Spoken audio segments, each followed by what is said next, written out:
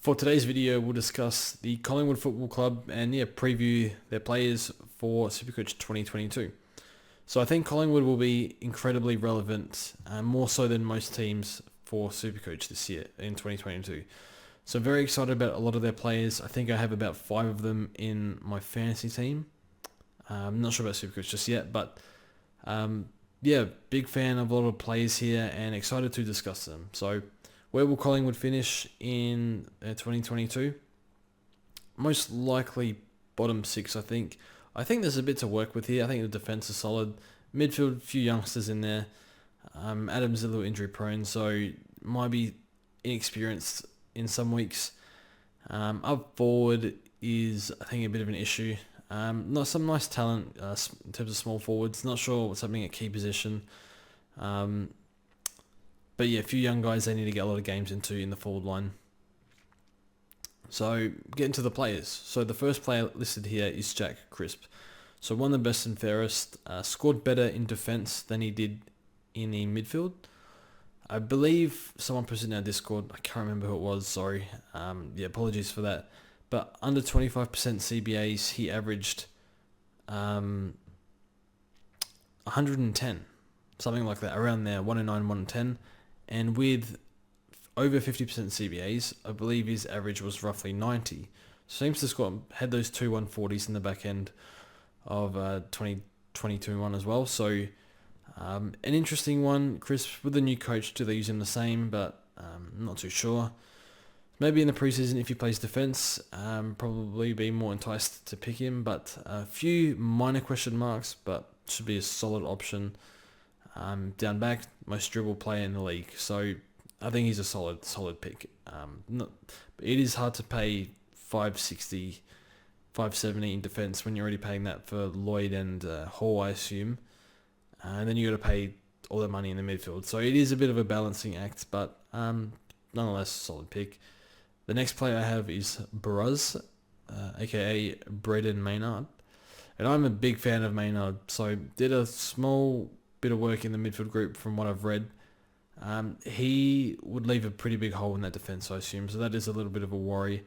But I think his attributes match what would make a great mid. Maybe his kicking could be a bit better, but yeah, he tackles really, really hard. I don't know if you've seen him tackle, but it's worth watching his highlights of that because he tackles very hard. It makes you eat the dirt, basically. But yeah, it seems to have decent acceleration, really strong one-on-one, huge body. I like Maynard. I think everything lines up for him to be a really, really good midfielder, to be honest. Super competitive, so we love that. I'll go for this pick for sure if he gets the midfield time and we get indication that he's going to stay there. Because if he goes back, he probably averages 92 again like he did this year. So not great, but I think there's great upside in the midfield. A little risky, but because I'm such a fan of the pick, or fan of Maynard as a player, I think he'll be a really good midfielder. So maybe a bit outlandish call, a bit early. Haven't seen him enough in the midfield, so just matching the attributes to the role, really. So see how he goes in the preseason. Jeremy Howe, 430k, too injury prone for me, so it's a no. But he's a capable scorer and might surprise a few because a few defenders seem to score well in the early 30s. So could be one that we miss, but don't love his durability. So in the midfield, there's nothing here in terms of midfield premiums. There is Taylor Adams, who's far too injury prone and probably more suited to AFL fantasy. And Scott Pendlebury, limited preseason at the moment. I think he has some sort of hairline fracture in his leg. Reoccurred that he had late in 2021. So was training for halfback. So that's interesting. I wonder if that affects Crisp much. So see how that goes. Maybe they play midfield as well. Might not even play round one. Who knows? I think he will though. So keep an eye on Pendle's. Pendle's relevance probably not the pick himself, but how it affects other players. But just quickly on fantasy, might end up a defender when the positional changes come in. I think it's round 6, so that's enough on Pendles. But yeah, legendary Supercoach midfielder, but 34 now, something like that. Now the Rucks, Brody Grundy. I'm probably not as bullish on Grundy as others. I just saw his sort of slowed down at the end of in 2021. Doesn't mean he'll start that way in 2022. Just Collingwood aren't as good as they were when he was a premium scorer. So, really, that 130 player. So I don't really see. I think the 130 days are gone. I'll take 120 from him, hopefully. 115 as well, so it's okay, I guess. But we know he can do better than that. So is hitting to a very young midfield, and maybe under the new coach, they still want to use him as that midfielder at the stoppage. Use him around the ground through take those marks around the ground, link up with other players. So see how he's used. I assume they'll just play him to his strengths, and hopefully he can average 120 for us. But apart from that random neck injury, durability's been fantastic. So I feel pretty good about the Grundy pick, but I'm not sure that he averages 120. Just not sure. But we'll see. So up forward line, first player we'll discuss is Giordano De Goey. I really hope, so he's 5'10", something like that. So I didn't think he was a very good midfielder. Basically, he just ran around the field and did whatever he wanted, getting uncontested ball. Won very little clearances. Not a fan of De Goey. However, he does score points. And his endurance, even though you might think, because he played forward, he has a weird running style, his endurance doesn't look very good. It's actually, in his junior days, it's actually one of the strengths of his. So, given when he was playing that midfield role, he was able to find the pill around the ground quite well, and that's because his endurance is actually okay. So it's not really an issue for him, I think. Look, I don't know if he plays round one. Given the fact that he was in some sort of fights, and Shea Bolton was in a club or bar fight, got 2 weeks suspended, you would think that there is some suspension involved here. So I'm not thinking about the De Goey pick too much. Plus his durability is not the best, but when you're playing a stupid uncontested mid-roll, you don't need massive durability. So, I doubt he plays round one. I hope he's banned, but unfortunately I'm not the I'm not Judge Judy over there, so see how that goes. But yeah, I doubt he plays round one, but out of our hands, I guess. Something we'll discuss when we know what's going on. Next one is side bottom. So side bottom's role is basically wherever the team needs him, I think. Wing, half forward. If they have injuries, they throw him inside. So very much at the latter end of his career, and his kicking used to be good. It's atrocious now. So I don't know what's happened there, but it's a hard no from me. Just didn't pass the eye test. And the other one is Darcy Cameron. So basically, if something happens to Grundy in the preseason, Darcy Cameron might be a fairly popular pick in the forward line because he'll be a full-time ruck. But yeah, that's very unlikely something happens to Grundy given his durability. So I wouldn't worry too much about that, but just thought it was worth a mention. Now the mid prices. So number one on the list is Pat Lip. 350k. Got the Bulldogs midfield DNA, so we like that. But yeah, I've spoken a bit about Pat Lipinski on the channel, so it won't go too in depth, but I think he'll be a good player. And I think he'll be, they don't have a lot of good ball users in the midfield, and Lipinski is a good ball user. So see how he goes. I think his endurance is very high, works really hard, and he's really impressive at training. Seems to apparently blew everyone off the park in the beep test or something like that. Yeah, I think they had like only 6 or 7 players complete that. But it was in the early stages, so not all players would have been at the training session, but nonetheless, it's still a good sign. So, look, I like Lipinski. VFL numbers were good. Clearly, he wasn't being played for a reason. Either the players were just far too good in front of him, which definitely was a factor, or they see issues with his game that they don't like on the tape when they review games or something. So most likely the defensive work, but he says he's working really hard on his contested game. So, yeah, not the quickest player, which can hinder him a bit, but I'm a fan of Lipinski. I think he'll be a solid pick at 350. Probably get clowned for this, but I think he's actually a better pick than Rao this year.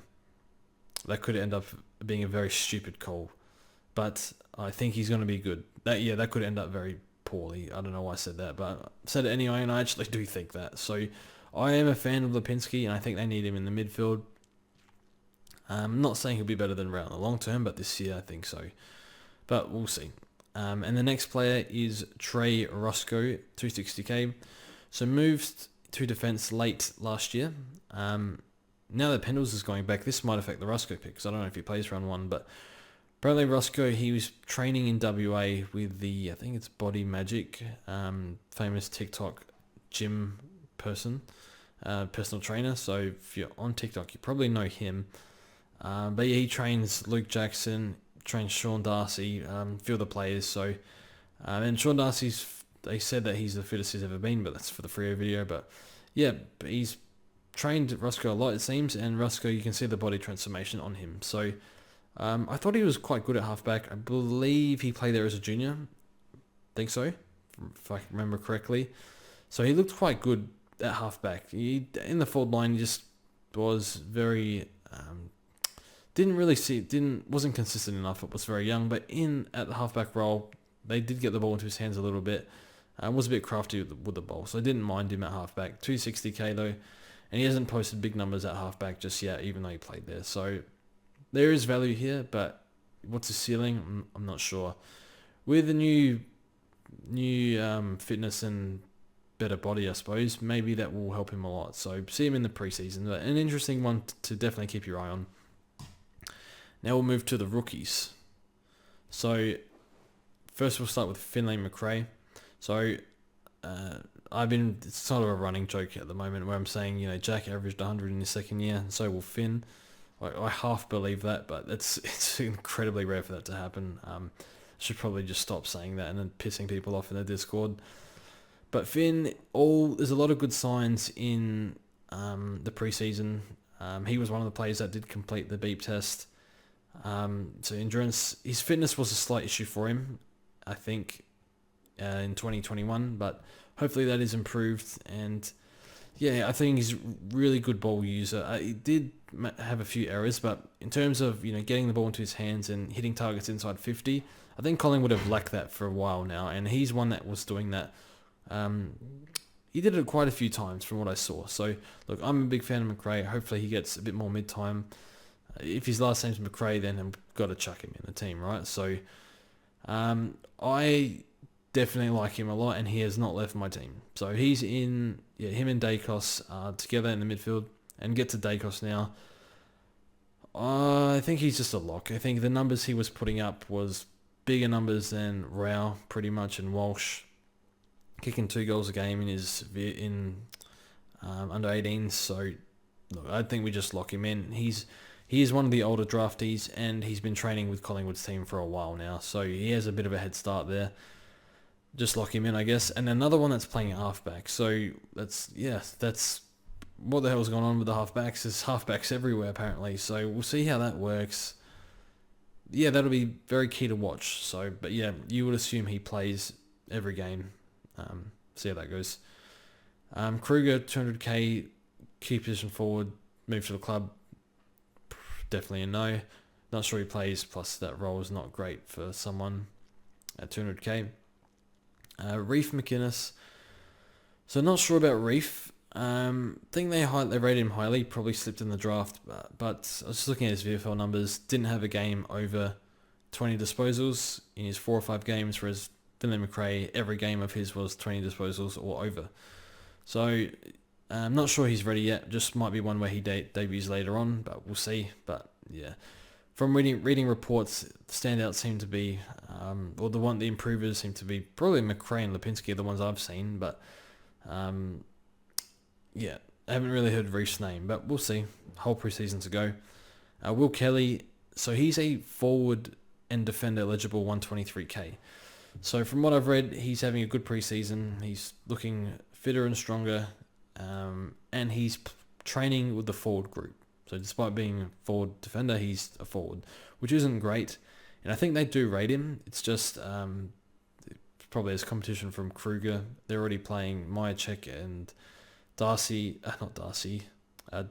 Cameron rather. So probably won't score a whole lot, but been in the system a few years. Give him a full run at it.